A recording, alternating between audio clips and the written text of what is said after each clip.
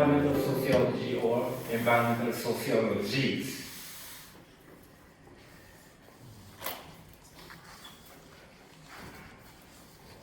It is a society that determines what specifically is considered change.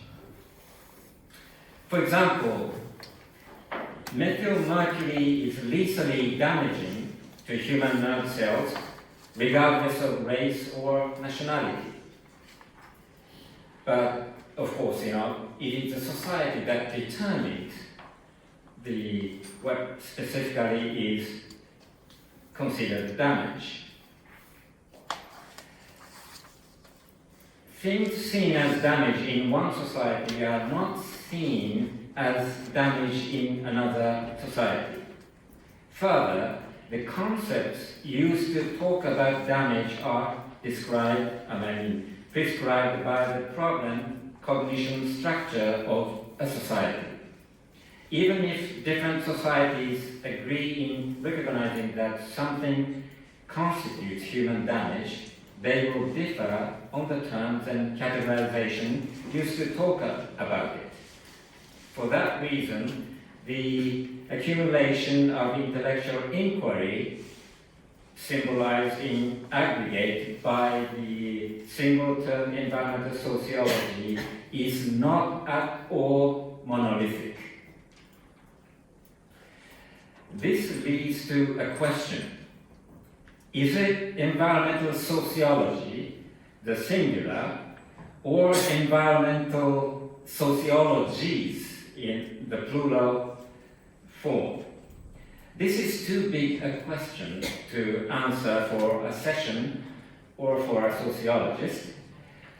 But if the answer is the latter, the plural forms, what kind of model can the environmental sociology tradition of East Asia offer for the development of environmental sociological theories on a global scale?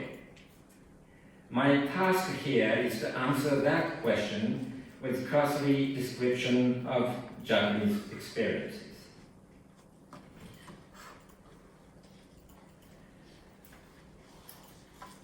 Well, Japan's compressed industrialization, we can talk about it for another 3 hours, so just to compress it to a very simple form.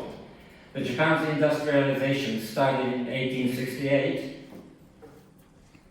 very rapid and broad, and 200 years in the West was, we've done it half the time in Japan. So the severe damage to the environmental and human health was the natural result.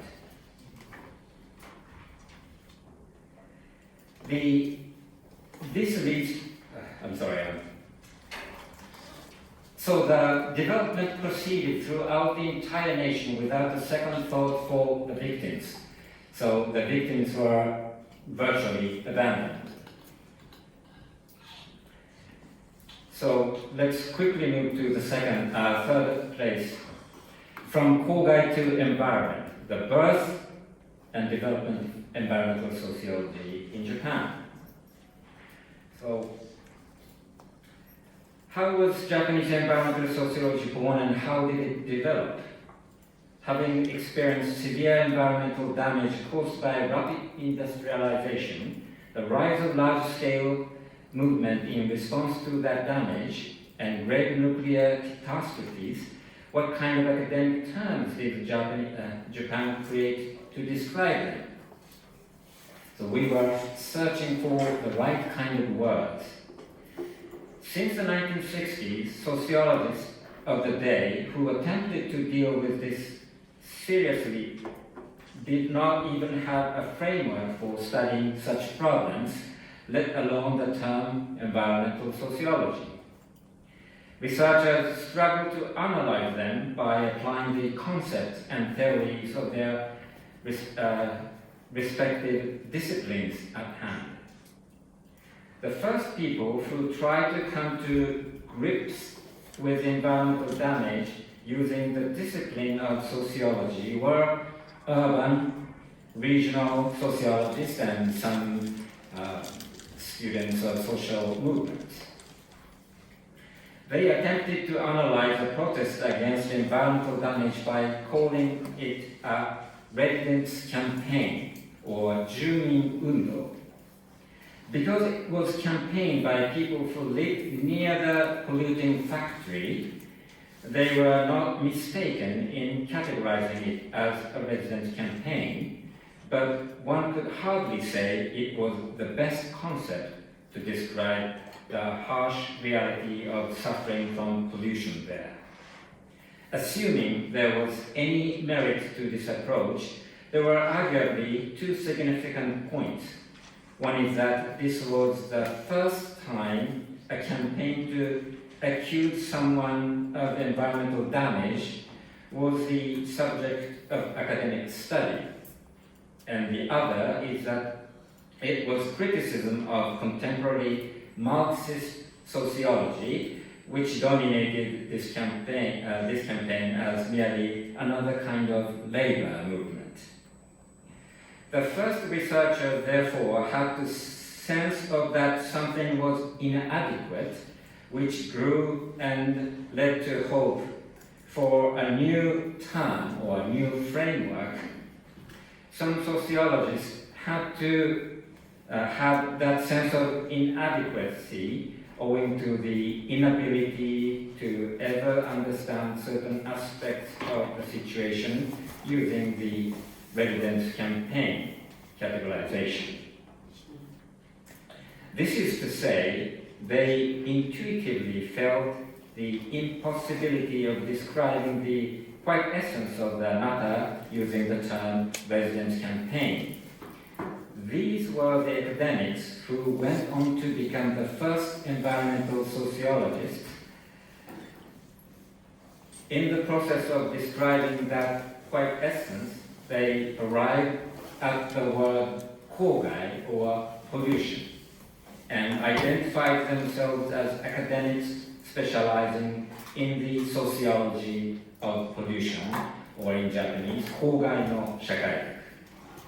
But the new discipline that had arisen was still the sociology of pollution, not environmental sociology.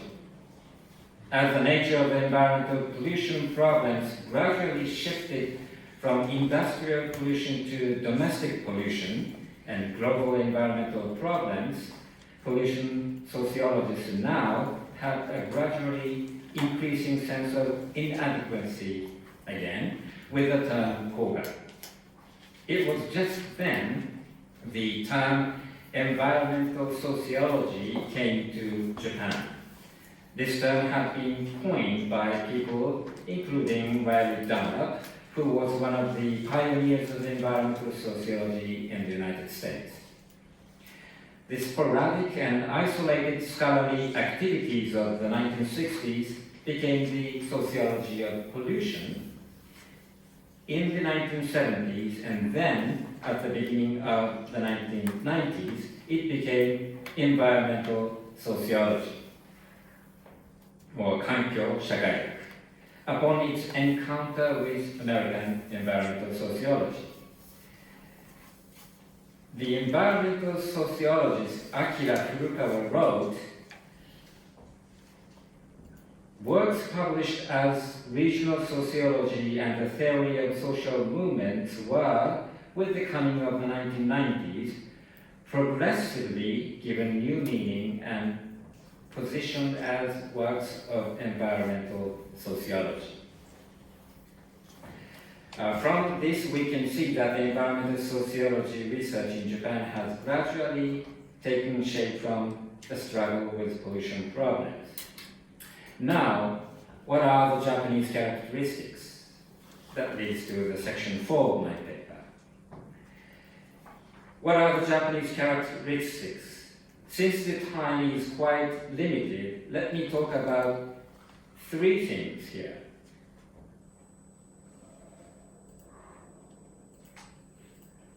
First, on the environmental justice study, and the second, on totality of damage, and the third, on the environmental chronology.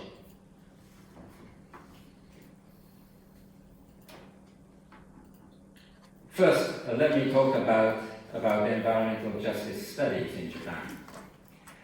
Having written 2 articles on the origin and development of the Japanese Association of Environmental Sociology myself in the Journal of Environmental Sociology, published by my association, I noticed that there have not been many studies in Japan that explicitly use the term environmental justice. Does that mean there has been almost no environmental justice scholarship in Japan? The answer is, of course not. So, why? Well, let me go back to the notion of kogai here.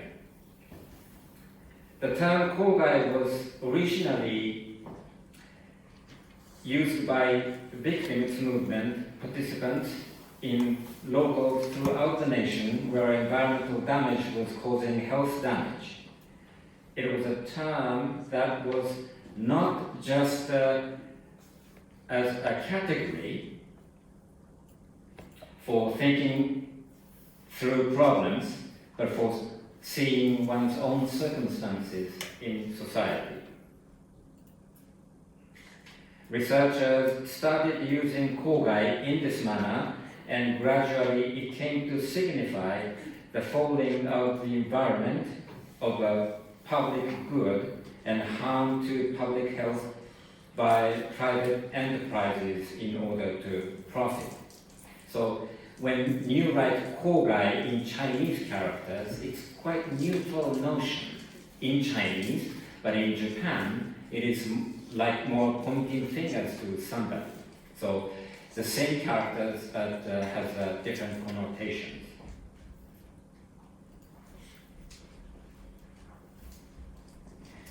Unlike natural terms such as environmental pollution that only indicates the fact that the environment is polluted, kogai gives one the feeling of uncompromisingly pointing the finger at the polluting company, which is because victims' circumstances were unjust and unreasonable. Victims saw severe environmental and health damage happening before their eyes, but were abandoned, and even when fortunate enough to receive slight compensation, it amounted to hardly anything. Truly, this reality was seen as unjust and unreasonable. It was a term kogai that addressed the issue of environmental injustice.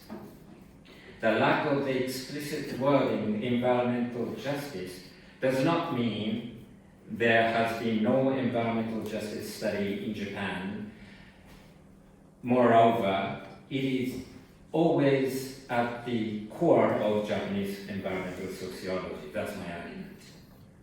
Okay, so let's go on to the next one. To make it short. I will.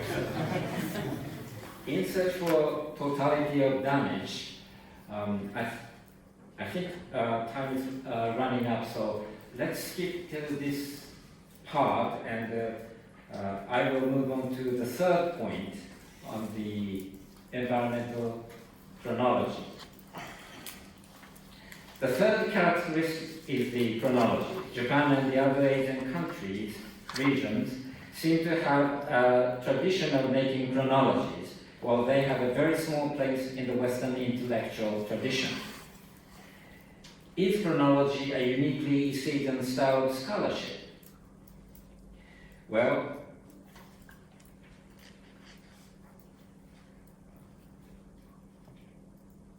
Nobuko Iijima, who played a major role during the formative period of Japan's environmental sociology, produced a monumental work titled Pollution Japan. And its most important feature is the multiple column.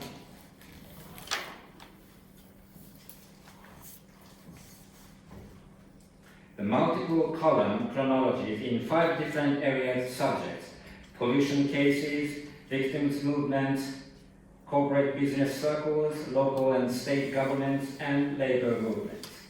With these multiple columns, it is possible to understand the dynamics of a case or phenomenon or subject, as in the multiple relationships among subjects or the process by which problems and conflict evolve. One can get a cross overview of different fields and can understand reciprocity with these multiple columns. Introduction of multiple columns into chronology is the first methodological innovation.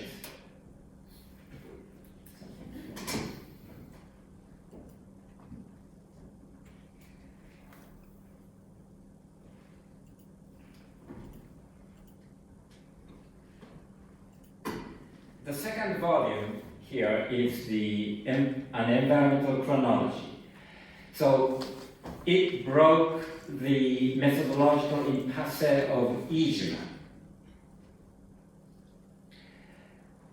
introduced integrated and topic-based chronologies.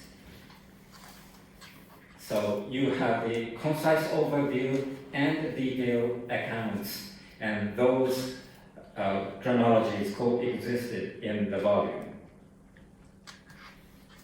So these are the second innovations. You have the very concise overview and very detailed accounts of, let's say, Minamata disease. We have also published the English version as well.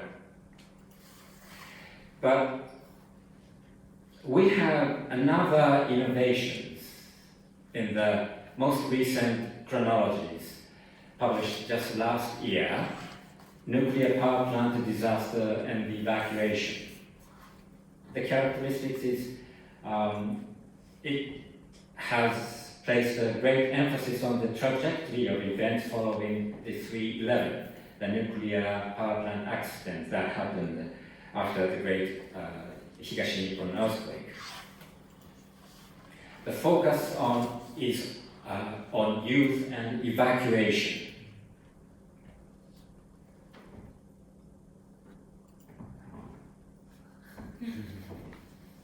So it avoids abstract description of evacuation, like evacuees are, 100 people or something. We don't abstract in numbers.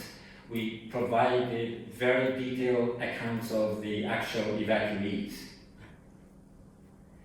And we integrated chronologies and diagrams and some geographical information. So what I'm going to argue is that this is the third innovation, integrating geographical and biographical information into chronologies.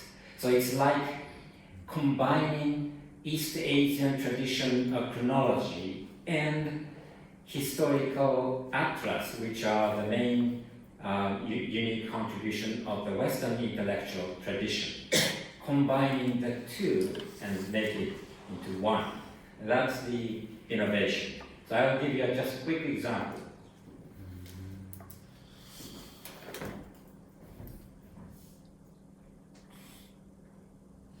So this is the family who affected by the accident, and this shows how they moved from their house. This is the Fukushima prefecture. They just moved to different prefectures, even overseas, and they each live in separate places because of this nuclear power accidents. It's so plain easy to see, and this is not high technique or anything, but by just displaying in a plain sheet of paper will enable us to address new kind of questions. And also here, this shows how they moved around Japan. So this is also very simple, but you can just show to the bureaucrats how difficult it has been for this family. Second example. Come So they stay in the same community. So you might say, well, it's much better case, but it's not actually, because they have to go to some other places in order to avoid their children getting exposed to nuclear accident, catastrophe. So they have moved to, it's like taking a summer vacation every summer, but they can't stay in their communities playing with their grandpa and grandmothers. So those are the innovation, the third innovations of this chronology. So let's quickly. Yes. So first innovation was multiple columns introduced by late Professor Iijima Nobuko, and then next innovation was integrated and topic-based chronologies initiated by late Professor Funabashi. And then the third innovation is the integrating geographical and biographical information into chronologies. Of course, chronology alone cannot save or solve the problems, but especially now, the bureaucrats are trying to say there is no more evacuees or no more damage is done. It is even more important that we, environmental sociologists, try to make otherwise invisible suffering visible and give voice to the previously voiceless. And I believe this session is the very first one to address these issues. Thank you very much. Thank you.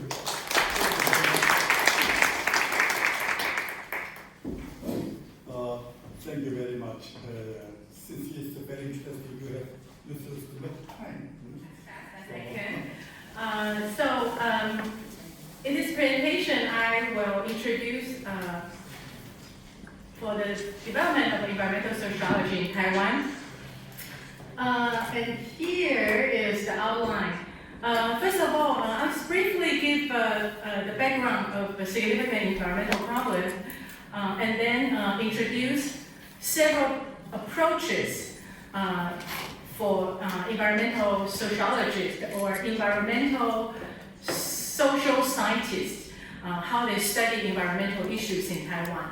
And then the very last one, I will talk about environmental sociology in action.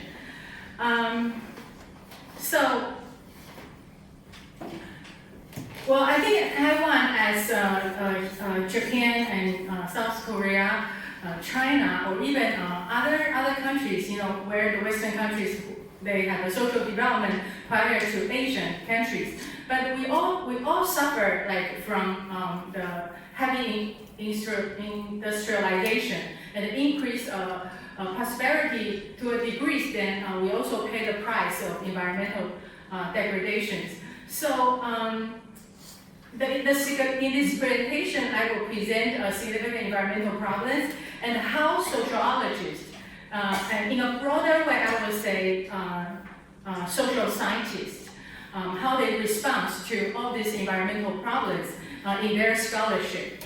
I think from the 1960s to 70s, the countries experiences development, but at the same time, we also face water pollution, air pollution, landslide, soil erosion, things like that, toxic contamination. So we also in facing the challenges of what we call low-level nuclear waste disposal issues. And the RBC case here, this is the case which my dissertation focused on, is a radiation contamination buildings. And this case, I think is quite unique in the world, I guess.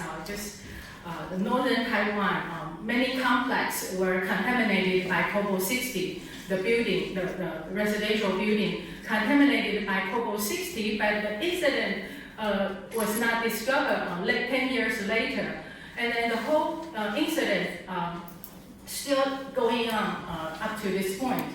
Just wait until the Cobalt 60, the radiation decline back to the natural background. So things like this is happening in Taiwan, so as in a different part of the world.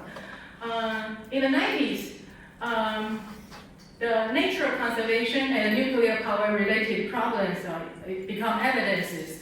And there were several developmental projects which I think several of us, like environmental sociologists or environmental social scientists, scholars here in this conference, we all participated in that anti-Bingnan industrial park development project. And then later there's what we call anti-Guang petrochemical development project that was happening in the late in the 2000s. So all these different type of no matter it's pollution issues or developmental issues with the environmental protection, all these issues are taking place in Taiwan. So, so when I look at the environmental sociology, this scholarship, in my papers, I divided into several major issues here. And of course, this is not comprehensive. We can always find out, certain articles or research maybe go beyond this. But I try to categorize the major scholarship surrounding issues like here. And the first branch is what I call environmental consciousness, attitude, value, behavior, and risk perception.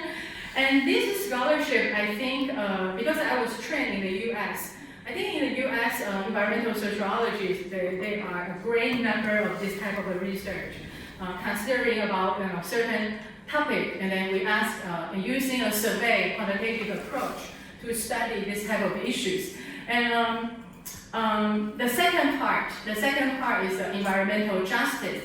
Before I move on to more discussion, I would argue because the environmental sociology, when this subfield were introduced, I believe it's introduced by Professor Michael Xinhuang Xiao and Professor Juju Wang.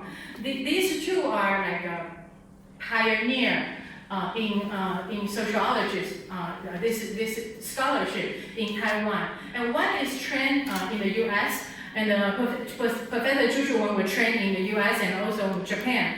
And I think then later on we have other scholars. I was trained in US, and Professor Seejae, unfortunately he passed away last year, and he was also trained in the state. So I think in the beginning, I think several of the major environmental sociologists, because we were trained in the state, so the scholarship we brought back to our countries, and of course that is something what we learned, from in our graduate school. However, later on we discovered, once we based on the empirical study and a lot of the theories we learned from the Western countries, seems doesn't really apply completely well. And that's why, like Professor Hui Tianzhou, he worked with Professor Louis Beck.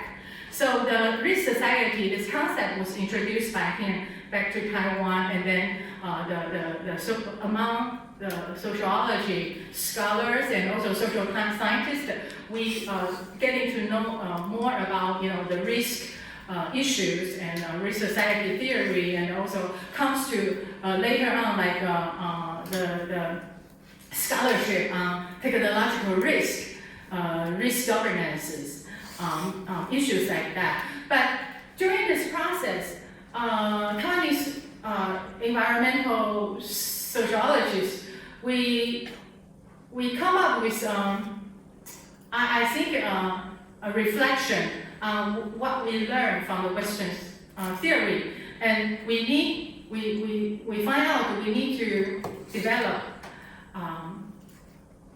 perspective or explanation and analytical framework driven from our empirical world, Taiwan. And later on, we also discover among Asian countries like South Korea, Japan, Taiwan, particularly in the later on, the energy transition issues, which has the which based on the anti-nuclear power movement.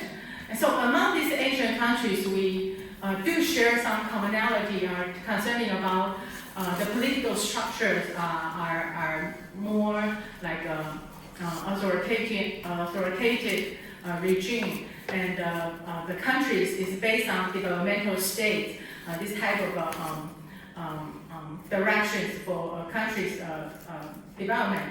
So I think many of us, well, in our scholarship, it comes to some reflection. Sometimes the research we did will using Western theory, but at the same time, when we find out that the theory actually need to be modified, so some new concept emerged in this process. Like Professor Quick and Joe, I think he developed several new concepts like the hidden delayed rich societies. Those are based on the experiences of Taiwan, and which are very kind of different from the Wurbeck, his perspective. So, and like the collective action and the environmental movement, this branch of a study, I would say it consists quite a great number of environmental sociology scholarship. And in the branch of environmental movement or collective actions, we have many scholarship who work on the macro level of environmental movement analysis, and also in a sense like collective actions. What's the driven forces of collective actions? And so in this branch of collective action and environmental movement, in my paper, you will see a different work, and they most of those will employ certain type of a concept, but some of the concepts were also newly developed based on the based on the empirical studies. For example, like the case I did for the RCD case, and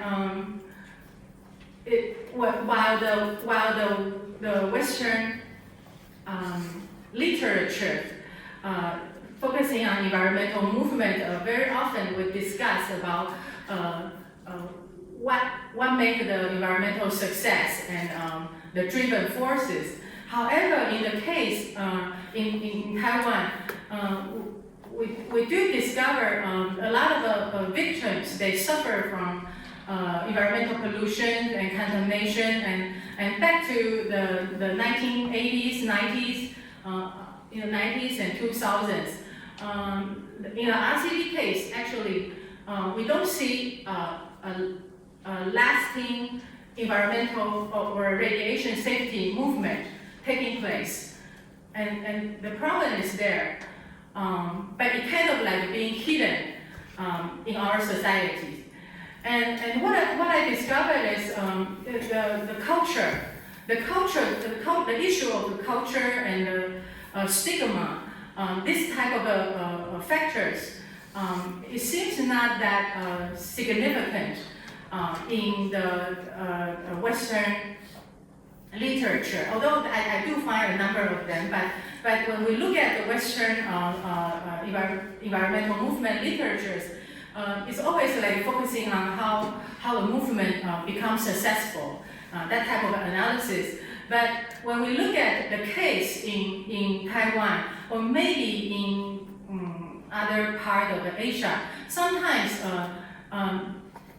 the phenomena of why a movement, why a collective actions has not been taking place and lasting for a long time. There are some things, some phenomena and some other factors need to be taking closer look. And I think in the environmental sociology work, like in collective actions and environmental movement, this branch, we have some study and literature that does pointed out to, for example, like a cultural barrier and some regulation barrier. Some regulation may not meant for hinder people's collective action, but in fact, when some new remedy, for, again, like in my case, the RCB case, some remedy regulation action took place, try to help out the victim, try to help out the impacted people group, but unintendedly, this type of regulation actually divided people from various communities in terms of the emerge of their collective action. So I think it's very, very important as in environmental sociology, this field, where we, based on our empirical phenomena, empirical data, and we do find out certain countries like Taiwan, we will have a different branch of a scholarship which are different from the Western, where a lot of us, we were trained in the US, in Europe. My colleague and I, we've been like working toward this direction to trying to develop a more like I'm not sure if a Taiwanese perspective, but I would say maybe a more Asian or East Asian perspective because of the historical development and the structure, the political structure are also very different. And the energy transition, this issue, I think it's relatively new, but just this past 5 years, many colleagues here, Taiwanese colleagues here, we've been working hard to build up a scholarship on energy transition, not only by our action, in terms of mobilization movement, but I think Professor Tsing and Professor Guang, Juju, Wang, and many of us Taiwanese scholars here, we now all engage in energy transition, not only by our research, because here we all hear each other's research, but somehow I think we all engaged into a more action-oriented, and that is why the last part I would like to mention. As I look at environmental sociology in Taiwan, I would argue environmental sociology in action, or environmental sociologist in action, because actually, I don't think environmental sociologists are that many in Taiwan. If you compare with Japan, compare with South Korea, we only had a very small number. And if you strictly counted who are within a sociology, then the number becomes even smaller. So we don't even have that kind of a large association. But just this is small number of environmental sociologists, or I would say environmental social scientists.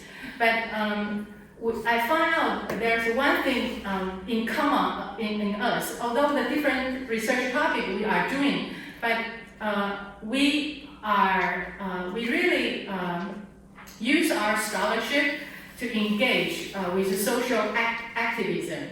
And I think because we incorporated the normative concern of environmental justice. And also, we use this, the justice issues has been, I think, in our mind, in our teaching, in our research, and in our social services, engage with the public participation. And I think for many of the Taiwanese environmental sociologists, we are kind of doing environmental justice, or we would have that kind of orientation to reflect on public sociological implication of doing environmental justice. So, here I pointed out one example. When the nuclear power fall was decided by the government to stop, prior to that there were several strong and collective activism, parade, but then one of the events, I think that is a collaboration among many of the Taiwanese environmental social scientists. Many of us here involved. We do a D-Street deliberation on the street, while the 700 something lay person, they gather and to sit in and to appeal to the government, say stop the nuclear power fall, because several collective action already take place. And then Mr. Lin Yixiong, he is on a hunger strike and want to stop that nuclear power fall proposal. And at that time, many of the social scientists, we worked together and to conduct that deliberation on the street, and using it as maybe also a learning, but a deliberation, and as a strategy of collective activism. And then what was deliberated were later on were written into a paper and sent to the legislation. So in that sense, we all are like committed to collectivism, using by our own research expertise. So I will conclude here. Yes. Done. All right. Thank you. I will talk about these issues. And my question first: what is the social structure? What is the social structure of environmental problems in South Korea? How have the environmental movement developed, and how has sustainability transition proceeded? And how can we interpret Korean environmental sociology in terms of East Asian perspective? In the early 1990s, we have eco-Marxist theories. Choi Byung-do insisted that capitalist system of mass production and mass consumption is the basic cause of environmental problems. And we have lots of research concerning state, developmental state. And Jo Myung-rae defined Korean society mainstream as neo-developmentalism. Jo Myung-rae is now the Minister of Environment in Korean government. And Hong Seung-tae suggested the concept of construction state. In this state, National Assembly and government implement unnecessary and inappropriate construction project. And Hong Deok-hwa wrote the book Socio-Technic Regime of Nuclear Power in Korea. He analyzed the technocrats and the state politicians and the nuclear mafia, how they collaborate for the construction and of the nuclear power plant and so on. And we have research concerning green states. We have some books concerning green state. And we have eco-anarchist Kim Jong-chul. He is not a sociologist, but he is an editor of important journal, 녹색 평론, Green Review. And we have lots of eco-anarchists, and they are working, some of them are working for Korean Green Party. And I researched ecological democracy. I published a small book concerning ecological democracy. The concept is, how can we reconstruct democracy in terms of ecological sustainability and life preservation? And we have lots of environmental movement studies, and I can divide it three currents. First, Choi Byung-du analyzed, that is, anti-capitalist movement. And Professor Lee Seejae explained that environmental movement is movement outside market, and its value orientation is life protection and ecological conservation. So life is very important. 생명, 생활. It is a little bit different. And we have 생명운동, life movement. Dr. Lee So-young insisted that Korean life thoughts are based on Asian and Western religious philosophies, and they are ideological background of resistant environmental campaign. We have very big co-op group, that is Hansallim. The ideology of their movement is Hansallim, and it is some part of the ideology is based on Dongha, Eastern learning in Korea. These three approaches reflect the real situation of environmental movement. In the late 90s, anti-pollution movement was very strong. And however, in the 90s, we have citizens movement. And on the other hand, we have life movement and co-ops movement and so on. And we have some research concerning ecological modernization. Professor Lee Sang-hun introduced ecological modernization theory. Specifically, he urged that Peter Christoph's strong ecological modernization concept is very important.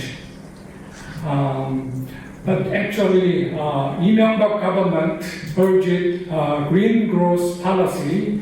So ecological modernization theory was hijacked by Lee Myung-bak administration. So the concept was the green was kind of greenwash and green for economic growth. That is green growth concept. And we have research concerning commons. We have, as you know, Eleanor Strong, Negrian Hart, and David Bollier, they are talking about commons.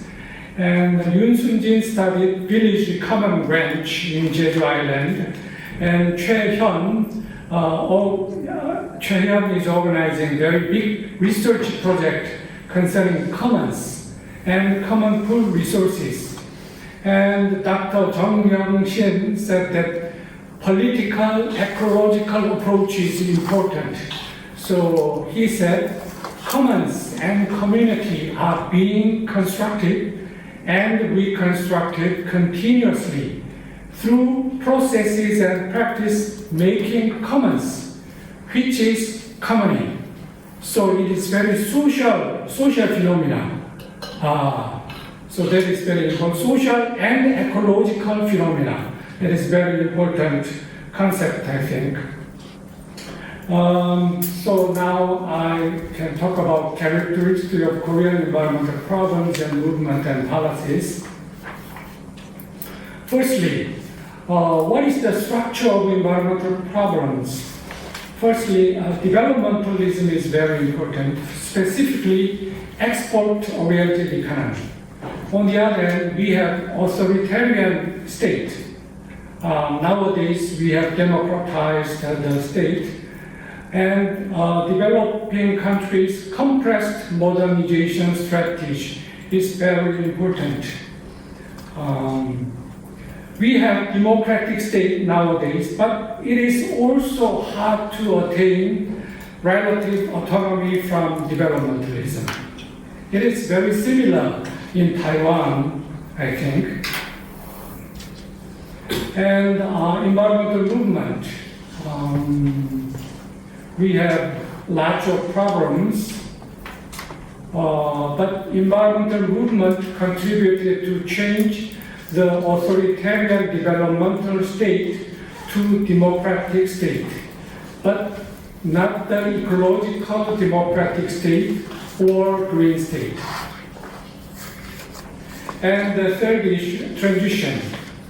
Energy transition is very important. We have lots of research concerning this issue, and we have research concerning sustainability transition. Kim Min-jae and I and some scholars researched sustainability transition, and we have some case study concerning Seoul metropolitan government sustainability transition policies. And we have Moon Jae-in administration. It is a little bit progressive in ecological term, but it is passively positive environmental politics, not so progressively active to environmental movement or organization, passively positively. This concept is from John Dreisek et al. And we don't have sufficient ecological cosmopolitanism. Let me talk about East Asian perspective. We have very important two books. First, this is a general world environmental chronology. Professor Horikawa already introduced this important book. Specifically, the editor is General World Ecological Chronology Editorial Committee. Professor Terada, Horikawa, and late Funabashi was the leader, and I and Professor Seejae worked together for this book. So I think this is very important, monumental work in East Asian environmental sociology. And the second book is Hui Tian edited this book. This is Energy Transition in East Asia. So Professor Yoon and Professor Hasegawa participated in this book. So they analyzed energy transition in East Asia. East Asian perspective, we usually analyze our society in terms of methodological nationalism or methodological internationalism. But as Ulrich Beck said, we have the issue of incongruence of boundaries, transboundary issues, and lots of problems. So we need methodological transnationalism and methodological cosmopolitanism, but we usually analyze in methodological nationalism. So we need to think about East Asian risk society, and we need to analyze transboundary environmental risks, Fukushima, climate change, and we have strong environmental pressures. Japan, China, Korea have a big burden to climate change and global commons.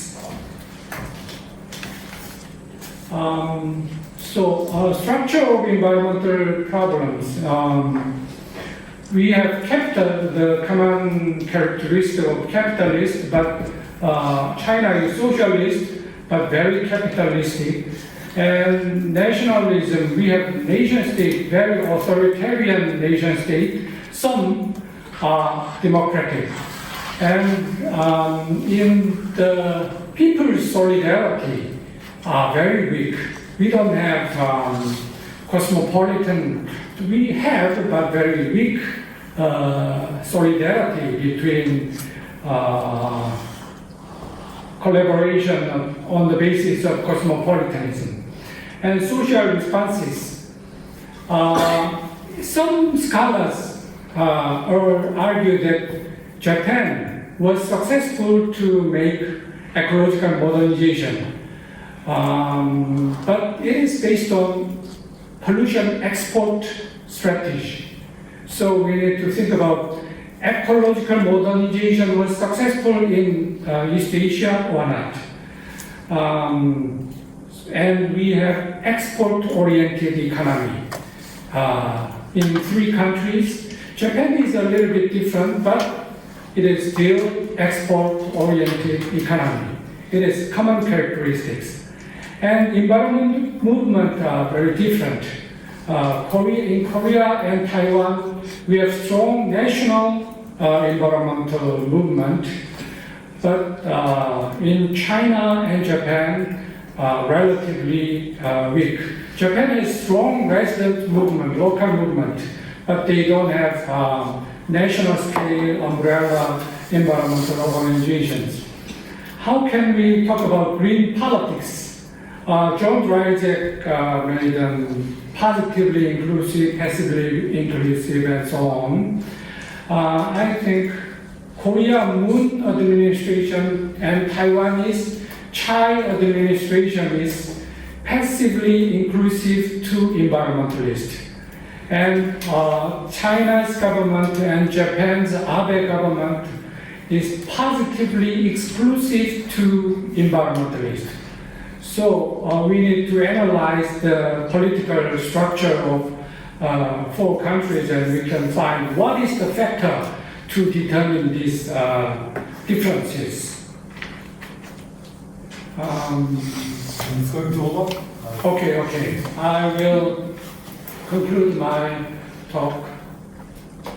One of important structural causes of environmental problems of Korea is developmentalism, which was mobilized by authoritarian state and capital and supported by technocrats.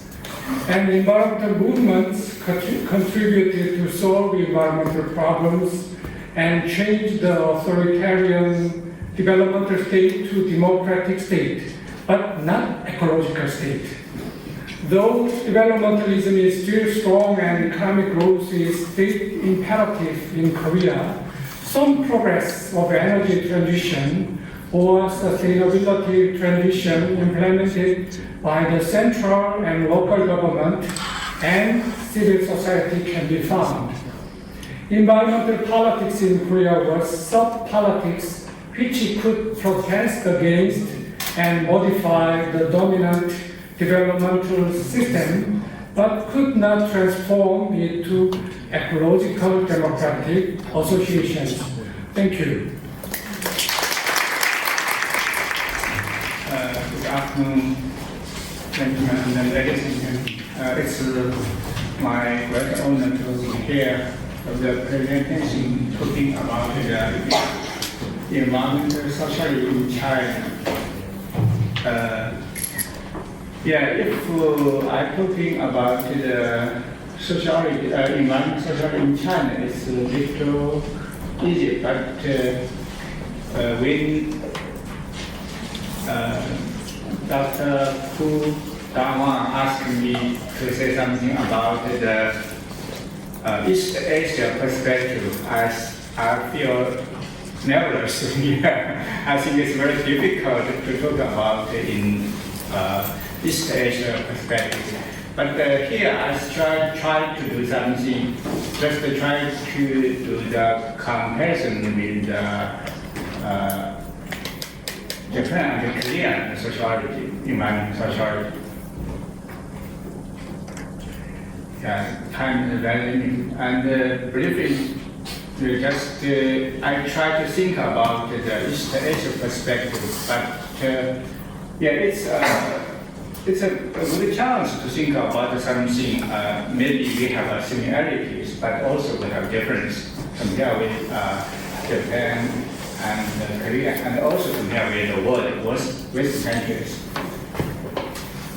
So, but it's difficult for me both the language and the knowledge just because I know very limited environmental sociology in Japanese study and Korean study. So here is a chance to ask you to criticize to me that after my presentation. Also, I send the paper to the conference.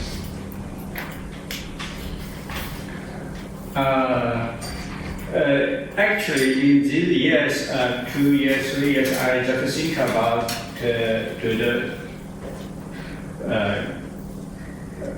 Chinese society, how to understand the Chinese society. China is a larger country and have a long history.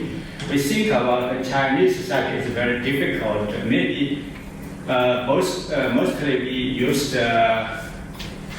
US terms or Western terms to try to understand the China society, but it's really sometimes there are problems. So here I would say, first of all, I would use the perspective of environmental sociology, think about the society environmental in China, but also I would like to say my environmental sociology perspective is the environmental sociology perspective of Chinese perspective, yeah, or Chinese approach. That I will discuss it, but the time is very limited. Yeah. This is the background. I will show it very quickly. Yeah, just because in the past 70 years, the scale of China's economy has undergone massive expansion, so the country's GDP is become very big. You can see the so yeah. We just and very quickly. So this is related, especially the industrialization, related to the pollution, which is a problem. And another pollution source, I think, is chemical fertilizer use. You just see the picture. Yeah. We use the chemical very quickly earlier, yeah, and then we use too much fertilizer. And another thing is that the urbanization now, in the earlier, I think the vast majority of Chinese population lived in the village, in the rural areas, but now we gradually moved to the urban area. You see, to 2010, half of people moved to the urban area. Then the problem is that the urbanization rate. We face the garbage, urban garbage, too much garbage in China, and how to deal with the garbage. And in 2009, environmental protest to waste incineration power plant is very large and popular in China. So this background also impacted the environmental sociology development in China. Yeah. And then I would like to talk about discuss the origin of Chinese environmental sociology. Usually we say maybe Chinese environmental sociology introduced from US or from Japan. But when I read the literature, I think this is not true. So who and when and which topic and why we have beginning the environmental sociology. Here I think the Chinese environmental sociology is beginning from this Shu-Fen, published in 1984 by Fei Xiaotong, the famous sociologist in China. Actually, he did not use the environmental sociology, this term, but I think he really studied environmental sociology issues in his article, Shu-Fen.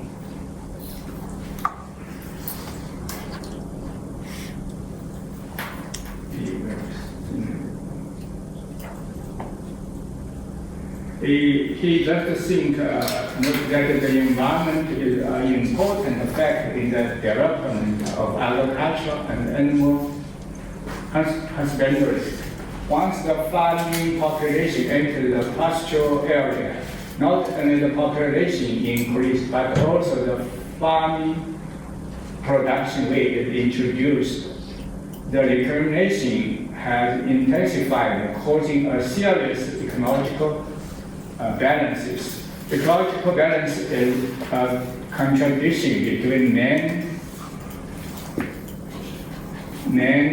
and the land, between man and nature. So actually, he think about this kind of problem in sociological terms, especially use the social structure analysis framework. So when we think about face study, we can find some basic characteristics. One that his study is starting from the actual situation in China, study the real problems, not to study the problems from the textbooks or some other things, just think this is a social problem, then he studied and used the sociological perspective to see the environmental issues. And he studied the rural development just because the rural development is his most study focus in his studies. And he explained the problems through the social structure, for example, natural and human, production way of agriculture and animal husbandry. This is a contradiction. And Han, Chinese, and the Mongolian people, these two people's contradiction elected by the environment issue. So when I think about the face study, then I think maybe Japan, South Korea, the countries are very different, but maybe they pay attention, for example, to the ocean or fishery livelihood, something like that. Maybe in their production way, maybe some other environmental sociologists focus or studies. Then I would say the two terms. This is the Ijima's term, big term structure, and big term circle, suffering circle is by Funabashi. And I would say use the social impact chain to think about the impact analysis of the environmental pollution. Yeah, in China we do lots of environmental sociology, and scholars also pay attention to the environmental problems, but they usually do not do the theoretical thinking about social impact. But this is different in Japan. Japanese scholars pay much attention to, for example, the victim structure theory or some other theory, just because in that time the pollution is very serious and so many people were affected by the environmental pollution. So in Japan, I think that the environmental sociological theory is pay much attention to the, for example, victim structure theory, something like next Funabashi's beneficiary circle and suffering circle theory. Think about the people affected by the Shinkansen noise. Yeah. When I studied human water relationship in Taiwan in China, I focused on the social impacts of the environmental problems. So I used some words DGPMC or something like that. Yeah, this is environmental problem or environmental degradation. This is the cause, I think. Yeah, and then there are problems, the health problems or disease. And environmental pollution causes the economic damage or affected people cause their poverty, so P. And then M, some people just because the environmental problem and they migrate to other place. And then there are lots of social conflicts. And there are many other social impacts just because of the environmental problem, environmental pollution. So in short, environmental pollution or environmental degradation is the cause, and it can produce a series of negative social impacts, which is a social impact chain. I think this is a chain. Then I will say something about the word or environmental protest or environmental governance. Was the environmental movement. It's very interesting in China. In the past decade, most environmental sociologists article would use the 环境抗争 environmental protest. But in Korea, most people use the word environmental movement. It's almost the same thing or similar things, but we use a different term. This is very interesting. Yeah, this is 环境抗争. It's very popular in the past decade, but 15 years ago, maybe several people use this word. Yeah, this is, I searched the CNK and we can find it. Yeah, this is the 环境抗争 environmental protest research. There are totally 58 articles and 56 studied mainland China, and only one studied a foreign review and another study for Japan. But in Chinese articles, 环境运动 only one studied this. You use this word studied Chinese mainland environmental movement. This is very interesting. We just selected the environmental protest, not use the environmental movement.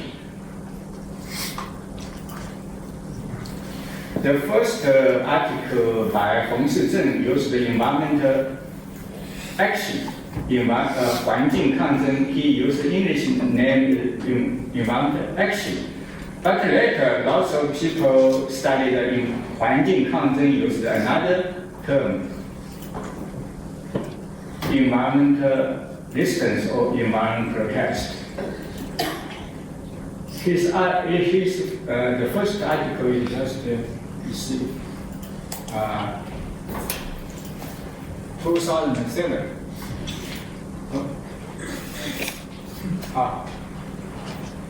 Yeah, 2007 is the first paper, and then 2009. Yeah. This is most concentrated, then we are less. Just 10 years, 1 decade. So many people studied environmental protest. But here in Korea, most people study the environmental movement. Is that right? Yeah. Once we do the academic interview with Professor Seejae and Professor Wang, And in your interview, you said environment is the most important field of Korea's environmental sociology. And Korean sociologists have been widely involved in environmental movements. For example, Professor Seejae founded the Korea Federation for Environmental Movements, and maybe every professor have their own NGO, something like that. You involve in lots of environmental movements, but in China, we just write things about the environmental protest. And of course, this year's New Year's, for example, from some years, several years or 3 or 2 years then in China, just pay attention to environmental governance. Yeah, we mostly like use this new word environmental governance, but according to Dowan,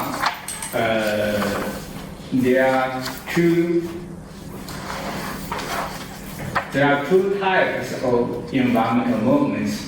The first is anti-pollution movements, and the new environmental movements just similar to, I think, to the environmental governance, how to transit to the sustainability. This is a new kind of environmental movement. So this is very different. And another aspect is that about the social mechanism of the environmental problems. The social origin of environmental problems are the core, I think, for environmental sociologists.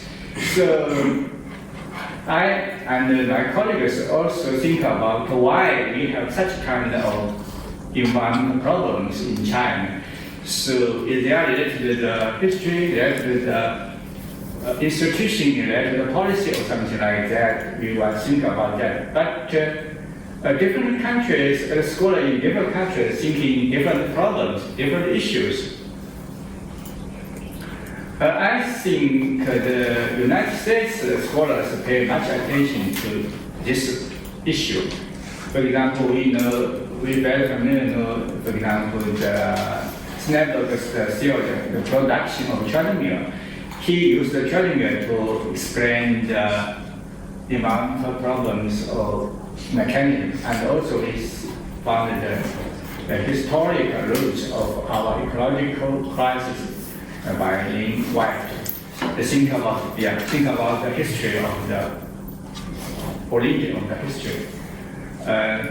But when I searched the Japanese literature and Korean literature, these two countries pay little attention about that. But when I talk about Hamamoto, he said that it's not true. Lots of Japanese study such kind of problem, but issue. So I'm not very clear about that. But I know one.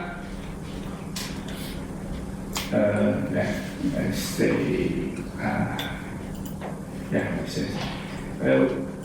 Maybe this term is similar. I studied the mechanism of environmental problem, social dilemma of Japanese environmental sociology. Try to explain the environmental mechanism from the micro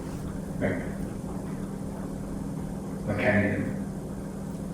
But in China, at least several scholars pay attention to this kind of issue. For example, Hong Da-Yong used the transformation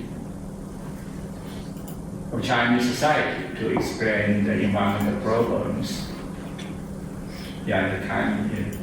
And Zhang Yulin, he works in Nanjing University, explained the problem from institutional perspective. His word, political and economic integration development mechanism.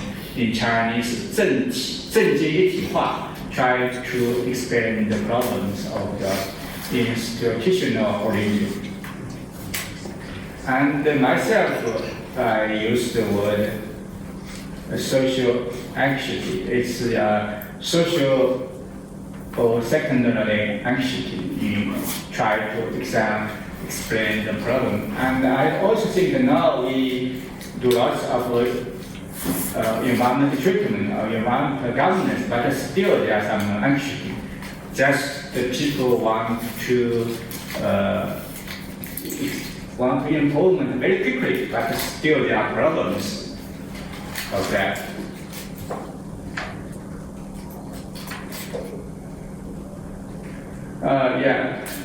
Funakoshi once held his theoretical thinking. He said there are in sociological theory there are 3 layers of structure: middle layer theory, basic layer theory, and original theory. And he think his environmental control system theory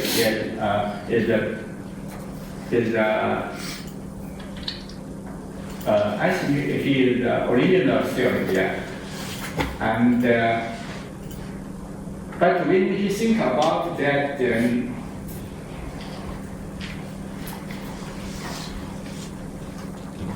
mechanism, when it is best theory or I just think his theory is maybe a comprehensive theory. So the mechanism of environmental problem seems to be self-evident when comparing with the social society with the natural society and the industry social environmental control system in the pre-industrial society. So I just said at the beginning, I'm writing a book about the Chinese society. So I read the history of China and thinking about how to understand the Chinese society. So my personal perspective to study Chinese environmental sociology or Chinese sociology, I think I should use the China perspective. So for me, it is quite little easier to talk about the China perspective to study the Chinese environmental sociology. Yeah, there are some reference. For example, Japanese scholar Mizuguchi Yoko. Is that right? User. Yeah, Goko Shinsan. Yeah. Here is a book, how to say, China as a method. He think if Japanese study the Chinese history or Chinese society, should put the China as a method. So I think that's very important. And another scholar in China, Professor Fisher Tong in 1947, he said he was not satisfied with the use of American textbooks, so he decided to start a new way. He tried to do the field work first and then write a book for Chinese students. So this is From Soil, 乡土中国. Just from soil, from the Chinese root, and to understand the Chinese society. And another scholar, Cao Jinqing, he has some perspective outside to inside, and from inside to outside.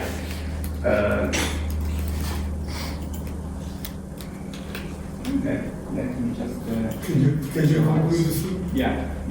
The time is so-called outside is Western social science theory and scope, and so-called inside China's own history and reality. So such kind of reference, I think we can think about it and they use as a methodological way to think about our research. So thank you very much. Thank you. We do not have enough time, and only 30 minutes, so I want to spend time to the 5 minutes for discussion and floor and reply. 5 minutes each. Okay, that was 15 minutes each? No problem. I'm going to start by being a little bit impolite and just question the premise here of this session. Because there's a sense in which I think maybe the question about whether there's a distinct East Asian approach to environmental sociology is perhaps the wrong one. And let me explain why. We of course bring different linguistic traditions and different intellectual traditions to our work. Some nation states tend to be more culturally and linguistically homogenous than others. But yet, within the nation state, we have a high degree of diversity, and often we understate the degree of diversity. And I think it's one of our jobs as sociologists to make sure that people don't become invisible because they don't belong to ethnic and linguistic majorities.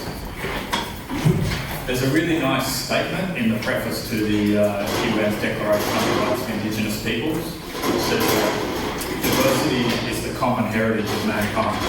So apart from the gendered language that could catch up there, it's a really nice way of trying to encapsulate the way in which difference is in fact quite common.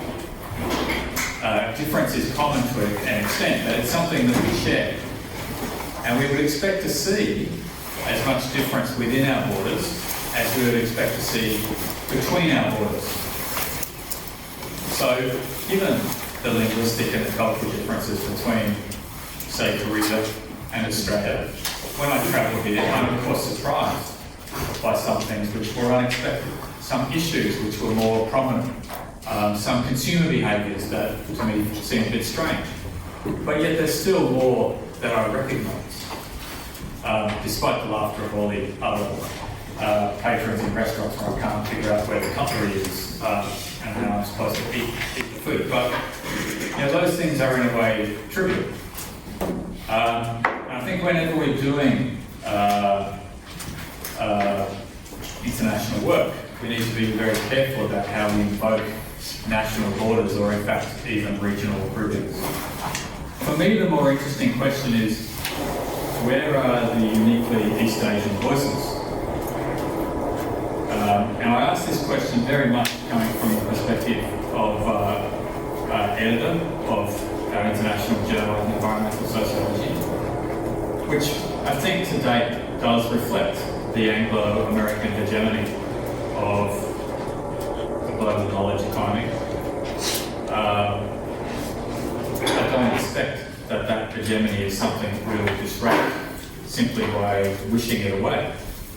It's something that I live with under slightly different circumstances, but which I live with just as much as you do. We were talking earlier about a former postgraduate student of mine who's returning to a job in Singapore soon, Dr. Catherine Wang. And I've often found myself irritated when Catherine did her PhD. She's from Singaporean, ethnically Chinese Singaporean. She did her PhD in India, and when she submits her work to European journals, they invariably tell her she doesn't have enough references to Brian Whitney and Ulrich Beck. And I just tend to think, why? What are the relevance of all these English and German men to Catherine's work in India? Now, perhaps they are relevant because we do have a great deal in common.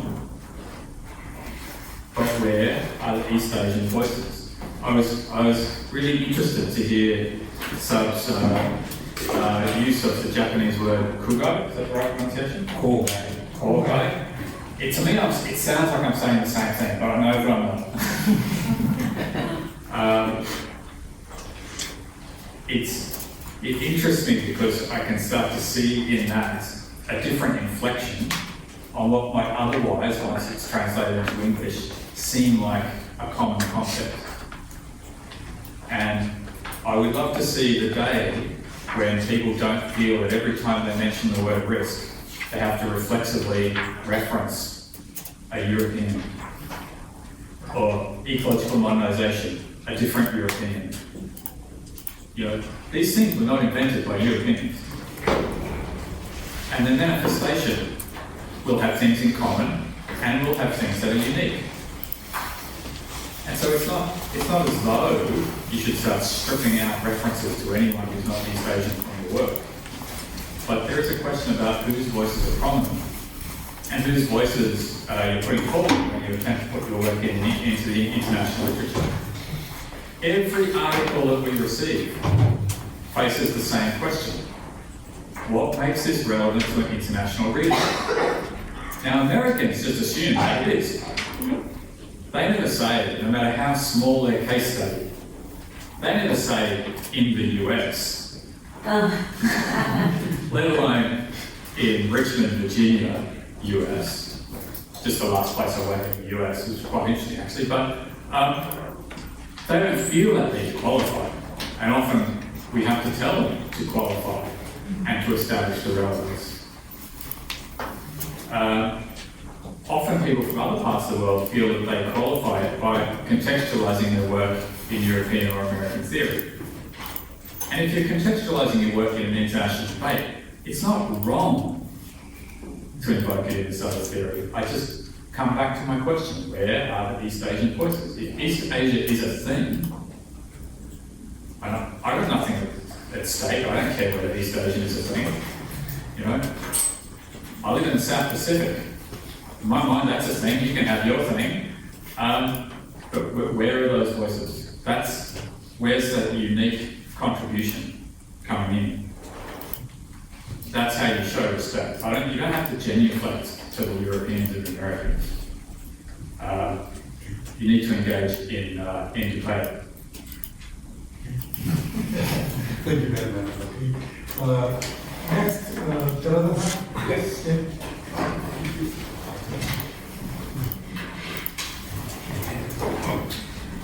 Okay.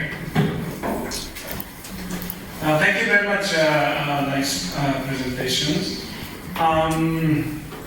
Let me introduce a little bit about first a little bit about the origin of this symposium. The prototypical symposium we started was in the 1993 when we established the Japanese Association for Environmental Sociology in 1992. And then at that time, the first president, Professor Iijima, and Hasegawa and Horikawa, Inabashi, so that we would have the East Asian or Asian symposium for the environmental issues. The reason is that at that time we have been coping with to lessen the industrial pollution, and then almost successfully within the Japan. However, we knew that the polluting factory moved to South Korea, Taiwan, and other East Asian countries. So we solved this problem, but that means just move these dairy factory to other area. So we thought that we had to think at least regional level, Asia.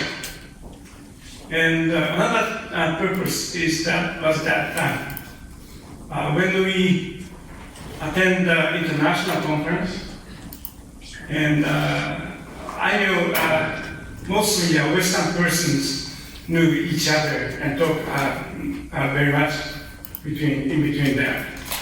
But we attend from Japan, from Korea, from Taiwan, from China.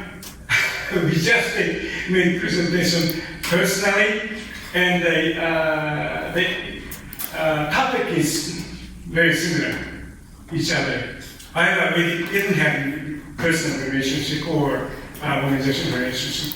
So that's why we need East Asian or Asian group of the environmental sociological society.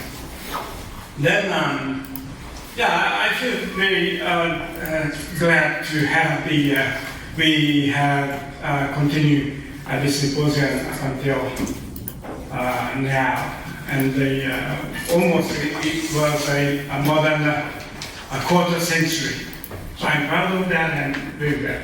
However, during that time, I found a lot of tasks to do in the future. I noticed that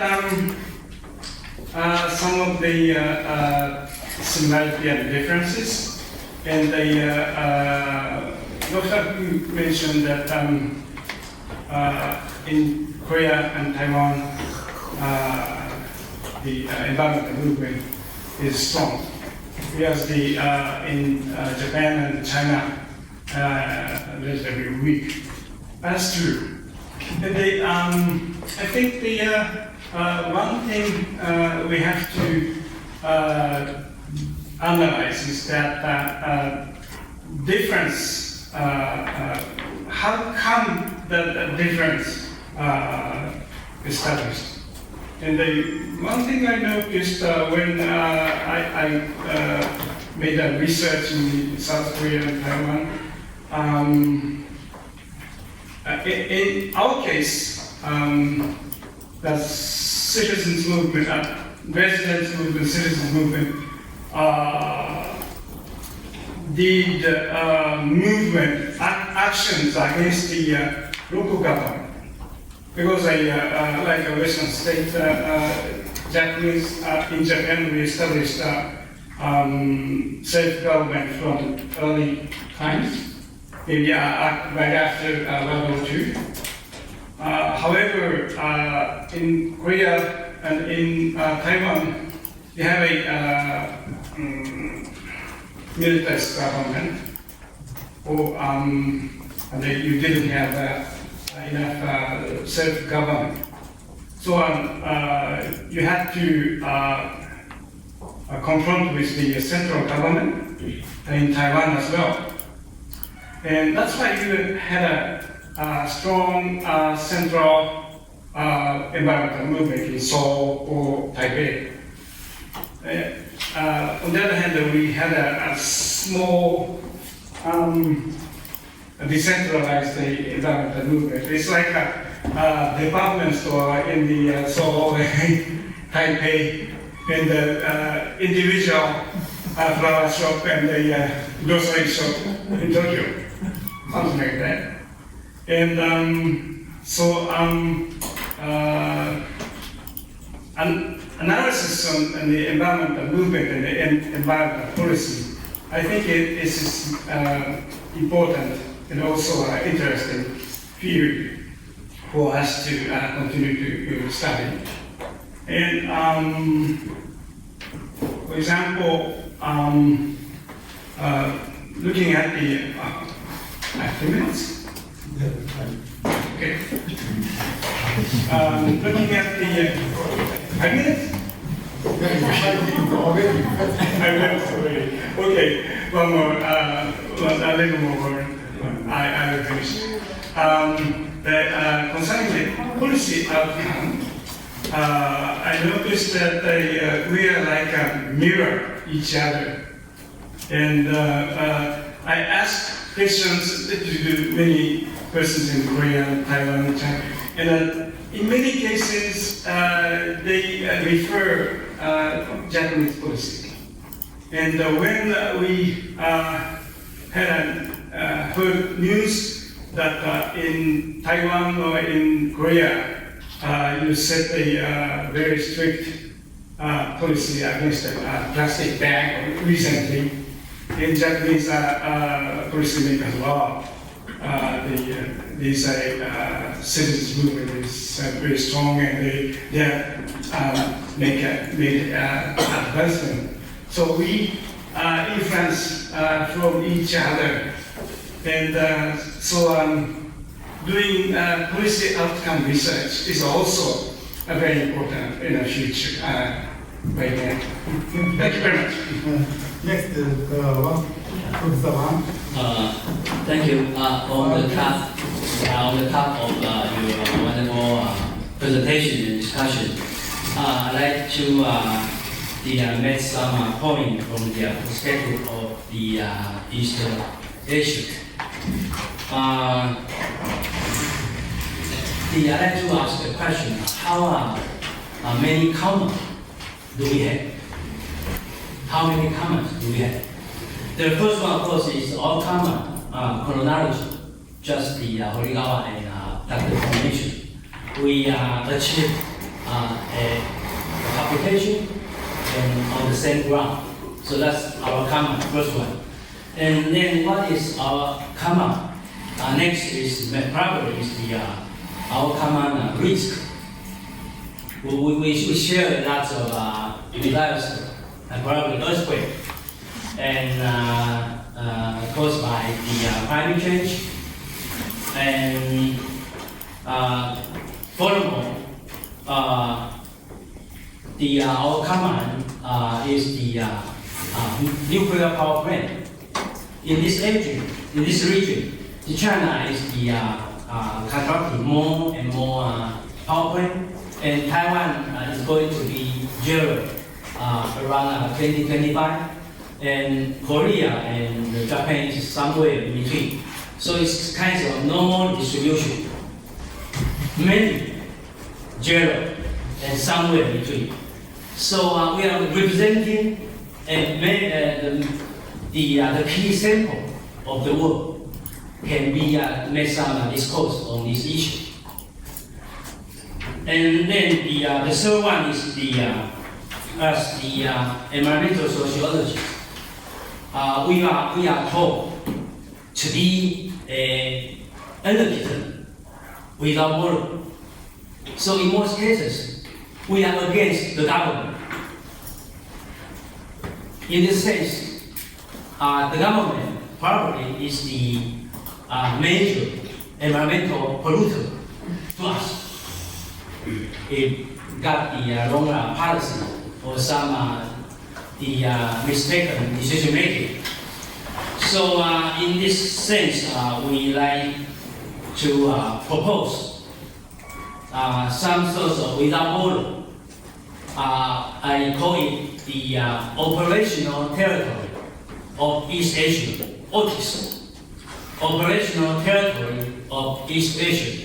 We come together to solve the problem without border, but agenda, by crisis, we solve together. So it's OTIS. So from now on, probably we can to think like OTIS of operational territory of East Asia. And finally, as an environmental sociologist, we often deconstruct and reconstruct in the process. Deconstruct something and reconstruct something. Social construction and social deconstruction. So it's our mission. So probably to do so is our common mission in the future. Thank you. Thank you very much. We do not have much time, but from the protest, do any one of you add one more? Just 1 minute. If you have something to talk more. Okay. Well, I think I do want to respond to, actually echo with Professor Wang's the final comment. In terms of these different regions or countries in East Asia, I think we do have some like transboundary risk issues. So when it comes to solving the problem, that I think it does need maybe a more transboundary and more cosmopolitan approach. I think if East Asian perspective is contributing to legitimize the expansion of East Asia, like imperialism, it will be very wrong. But if we are based on the making ecological, peaceful solidarity world in East Asia, it can be a very good approach. For example, European Union made their union on the basis of capitalism, but they are trying to make an advance in the environmental concept or democratization concept. So I think we need to think about ASEANization in terms of peacemaking and ecological conservation building. That's my idea. Well, I will quickly would like to respond to Stewart's question. I mean, you raised a very important game-changing question. You blatantly said that our way of raising the question is wrong. What we have been asking is, what is East Asian environmental sociology's tradition and uniqueness? You said that we should raise the question, where are the uniquely East Asian voices? I agree, 50%. So I will echo your blatantly. Well done. You raised a very important question. Then, will our voices be heard?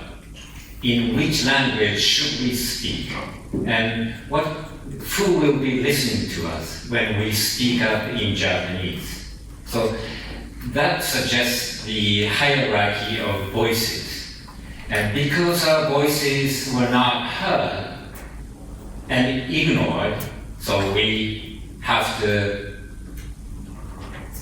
keep asking this kind of questions over and over again. So I agree, 50%, but you have to take into account the rest of the other 50% which I raised. Thank you. Okay. Don't change it for floor. Yeah, floor. My voice is big enough. I think the point raised by Shu-Fen is very interesting to me, the last part. Environmental sociology in action in Taiwan, but not in Taiwan, I think. In Korea too. Maybe in Japan, maybe not in China yet, I think. But anyway, if that kind of... Yes, in China. Yes, in China. So it means, so I want to ask Professor Lockie, Stewart Lockie. So do you think her argument is right, or that kind of argument can be applied to Western society or not? If not, what makes that difference? That is my concern, my question. Why environmental sociologists in East Asia, they are in action to resist against or to solve environmental problems, or Juju mentioned against the government, but it depends on the government. But anyway, so if that is one of the characteristics of East Asia, so do you agree with that idea? Or if you agree, why that kind of difference can be made? Okay, let's take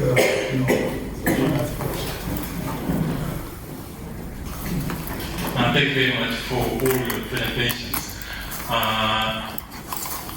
think as a sociologist, every sociologist knows we are belong to society. It means if we action something, or if we make, or if we adopt a concept, it changes our society. And as environmental sociologists, we know that our concept, our intervening in the society will change the environment. And the environment changes society again. That's the basic idea. So in this point, the whole presentation gives us a wonderful summarize. But for further steps, I would like to ask, I don't know who can answer my question. Two aspects. First, for example, Japan or Korea, you describe or summarize what happened last 60 years or last 30 years. But in terms of sociologists, your concept or your intervene is how well represent the situation of Korean society or Japan society at that time, that is best way, or how it changed the society. And the next question is, as an environmental sociologist, and also of the intellectuals, and also I think that the Lockie's question is quite similar to my idea. The environmental sociologist, how Japanese or Korean or Taiwanese or Chinese environmental sociologists keep their intellectual autonomy. If we lose it, we just represent all the social context. We have to do nothing, we just legally something. But if we too strong keep our autonomy, we can lose our original context. So our kind of our tension is keeping the tension between autonomy and the social intervening. So how would you describe last 30 years or 60 years in environmental sociology, how well intervene your society, and also how well you keep your autonomy from the society? That's my question.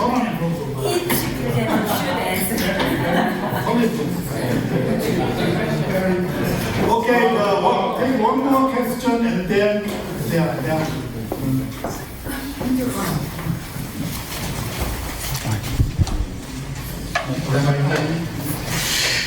my question is to Professor Saburo Horikawa.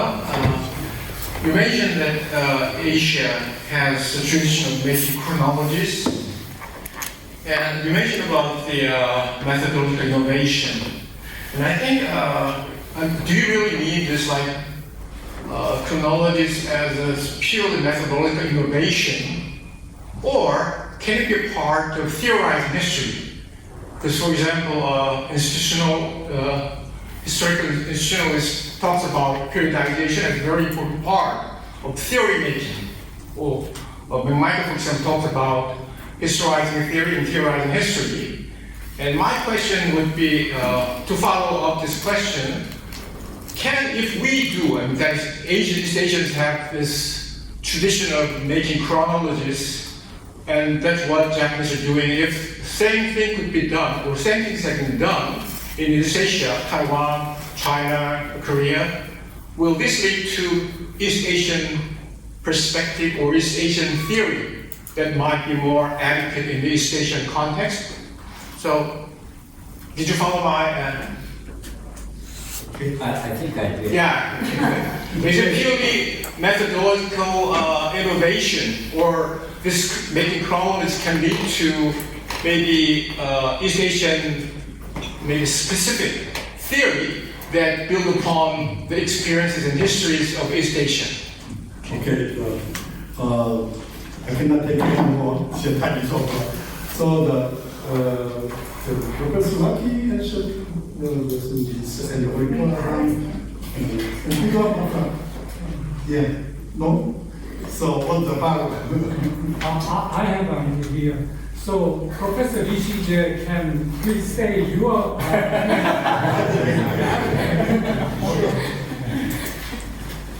Okay, thanks for that question. I think my answer to Sun Jin's question also relates to the second question. Of course, no more than 10 or 15. We published an article recently in Environmental Sociology on engaged public sociology, and I think it's solicited by Phil Brown and colleagues. And so it's very much about working with community members to document chemical exposures. So it's in the tradition of what they would call public epidemiology and environmental justice. And no worry, they're all American, no worry bringing it to the journal that it would not be seen as being real sociology. And certainly it runs counter to any positivist epistemology, or even the ideas of theory that you find dominant in sort of the Marxist approaches to American sociology. So there are other people who have certainly engaged with the idea of how do you be an environmental sociologist in action. Whether they're relatively more or less prevalent in different countries, you still have things in common with them to explore. And you also have unique perspectives on doing it to add, which we would love to publish more of. Those sorts of epistemological questions are really important. They really do speak to who owns the knowledge, how do we do this work without being captured, to what extent can we maintain critical distance whilst being engaged in social change. They're all excellent questions that are internationally relevant and to which you bring a unique perspective.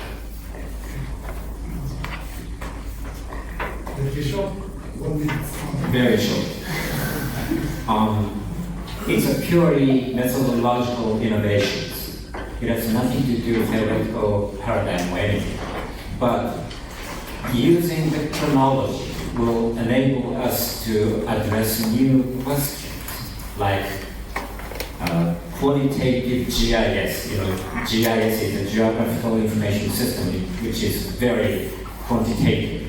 But combining GIS with qualitative methodology, it's really nothing new, but combining those two, then we can ask new questions. In the same manner, the new chronology and theoretical innovations methodological innovations will enable us to address new questions. And those questions, in order to tackle with those new questions, that will lead us to new theoretical innovations or new paradigms. That's how it goes. So it's kind of two stages innovation. So I only talked about the first stage. That's my answer. Thank you. Time is over. I make a small, short comment.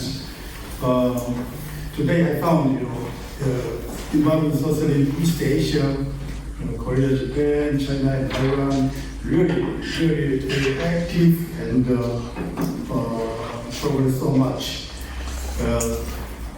Thinking the number of environmental sociologists, Japan is largest in the world. Several years ago, more than 1,000 membership, right? No, 600. 514. 840. But the share, not just number, share of total sociology. It's not so important. He said the share. No, actually, Maybe it's 13. The largest in the largest in the world. There's no association of such in the United States. And so most active part of the world. And like this, network is working good, so which is cannot be compared with any other part of the world. And Japanese sociologists, environmental sociologists, produce the world chronology. Really contribute to the world. Professor says when he published it, and he said, if you want to make a Korean version, he said, I would help you. I made a part, but he omitted my word. I made it in English. So each country, you can use Japanese know-how for each country to make their own chronology. And the theory-wise, also, there is very good progress in Japan.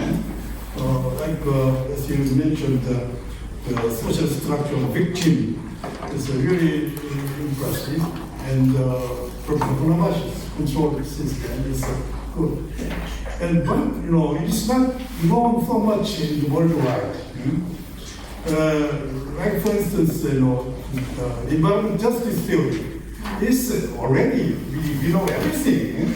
Why we have to use such a theory from America? We have done in Korea and Japan and Taiwan, the victim-based studies and justice already we have done. So it is necessary to make our theories worldwide. If you go to the Archive 24, there is about more than 30 sessions, but the Asian sessions are very small, very little. So I think we have to go world. And commitment, intervention is some unique characteristic of Asian sociology. To think about victims, to participate in the government or the movement, and it's such kind of commitment is really unique, and we have to promote much more from now on. And I also expect the Chinese modern sociology to make a Chinese approach, new theories, new contribution to the world. Listening to the Asian sociologist report, I'm very impressed. And Dr. Gu already tried to make some integrated perspective, the East Asian perspective of modern sociology. So this is your starting point, I think, to love each other, to compare each other, to promote, to encourage our modern sociologists each other. For that reason, we have to make some video. The Chinese scholars cannot read the Korean texts, and Koreans cannot read the Chinese texts. And so we have to overcome such obstacles in the future. That's why we got the second question for this important session. Thank you very much.